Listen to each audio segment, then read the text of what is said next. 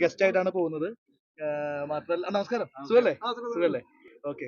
എല്ലാവർക്കും ഹായ് ട്ടാ. എല്ലാവർക്കും ഹായ്. ഒരിക്കൽ കൂടി എന്നെ കാത്തു നിന്നു ഇത്രയും നേരം. എന്റെ എല്ലാത്തിനും എന്റെ കൂടെ നിന്ന് എല്ലാവർക്കും ഒരുപാട് നന്ദിയുണ്ട്. ഇനി തുടക്കം മുതൽ ഒന്നുകൂടി ഞാൻ പറയാം. ഞാൻ പോയത് ഗസ്റ്റ് ആയിട്ടാണ് പോയത്, കണ്ടസ്റ്റന്റ് ആയിട്ടല്ല പോയത്. പിന്നെ ഒരാഴ്ചന്ന് എന്റെ അടുത്ത് പറഞ്ഞിട്ടുണ്ടായിരുന്നാണ്.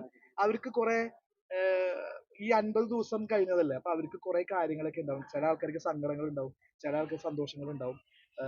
അപ്പോ എന്നെ തന്നെ അവരുടെ ആ കാര്യങ്ങൾ കേൾക്കാൻ വേണ്ടി, സങ്കടങ്ങളായാലും സന്തോഷങ്ങളായാലും അല്ലെങ്കിൽ എന്ത് വേണമെങ്കിലും എന്റെ അടുത്ത് പങ്കിടാനുള്ള ഒരു സ്പേസ്. അപ്പൊ എന്റെ അടുത്ത് അവർക്ക് സ്വാതന്ത്ര്യം ഉണ്ടല്ലോ. ഞാൻ ഓൾറെഡി അവിടെ കണ്ടസ്റ്റന്റ് ആയിട്ട് നിന്ന ഒരു വ്യക്തിയാണ്. അപ്പോ എന്റെ അടുത്ത് വേറൊരാളുടെ അടുത്ത് പറയുന്നതിനേക്കാളും കൂടുതൽ എന്റെ അടുത്ത് പറയാൻ പറ്റും എന്ന് ബിഗ് ബോസ് ടീമിന് അറിയാം. അതുകൊണ്ട് തന്നെ എന്നെ ഒരു അതിഥിയായിട്ടാണ് എന്നെ വിളിച്ചത്. ഞാൻ ഒരാഴ്ച ഉണ്ടാവുള്ളൂ എന്ന് പറഞ്ഞിരുന്നു. അതിഥിയായിട്ട് അത് ഞാൻ ആക്സെപ്റ്റ് ചെയ്ത് അതിഥിയായിട്ട് ഞാൻ അങ്ങോട്ട് പോയി. കുറെ ആൾക്കാർ എന്റെ അടുത്ത് വിഷമങ്ങൾ പറഞ്ഞു, അത് ഞാൻ കേട്ടു. കുറെ ആൾക്കാർ സന്തോഷങ്ങൾ പറഞ്ഞു, പങ്കിട്ടു, അത് കേട്ടു. അവരുടെ എല്ലാത്തിനും ഞാൻ പങ്കുകൊണ്ടു. പക്ഷെ ഞാൻ വിചാരിച്ചത് ഒരാഴ്ച കഴിയുമ്പോൾ എന്നെ ഗെയിമറാക്കി മാറ്റുമെന്ന് ഞാൻ വിചാരിച്ചു. പക്ഷെ അത് ഉണ്ടായില്ല. എനിക്ക് അവിടെ ഗെയിം കളിക്കാൻ പറ്റിയില്ല. എനിക്ക് ഗെയിം കളിക്കാൻ എനിക്ക് ത്രില്ലൊക്കെ ഉണ്ടായിരുന്നു. അതുകൊണ്ടാണ് ഞാനൊരു പ്രാങ്ക് ഒക്കെ ഞാൻ ഉണ്ടാക്കി. നിങ്ങൾ കണ്ടോ അത്?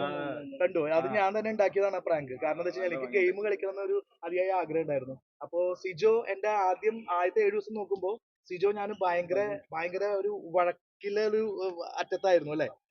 സിജോ എന്റെ എതിർവശത്ത് പ്ലേ ചെയ്യുന്ന ഒരാളായിരുന്നു.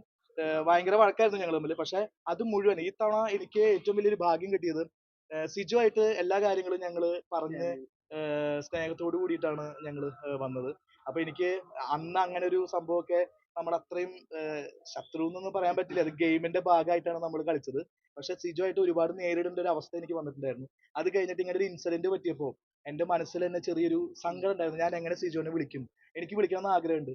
അപ്പോ ഞാൻ എങ്ങനെ സിജോനെ വിളിക്കും? സിജോനെ വിളിച്ചിട്ട് എനിക്ക് സംസാരിക്കണം എന്ന് ആഗ്രഹം ഉണ്ടായിരുന്നു. പക്ഷെ എന്ത് ഫേസ് ചെയ്ത് ഞാൻ വിളിക്കും? സംഗതി ഗെയിമാണ്. പക്ഷെ സിജോ ഏത് തരത്തിൽ എടുക്കുമെന്ന് എനിക്കറിയണ്ടായിരുന്നില്ല. പക്ഷെ അവനൊരു നല്ലൊരു ഹ്യൂമൻ എന്റെ അടുത്ത് അതൊന്നും വിഷയമേ അല്ല. ഗെയിമാണ്.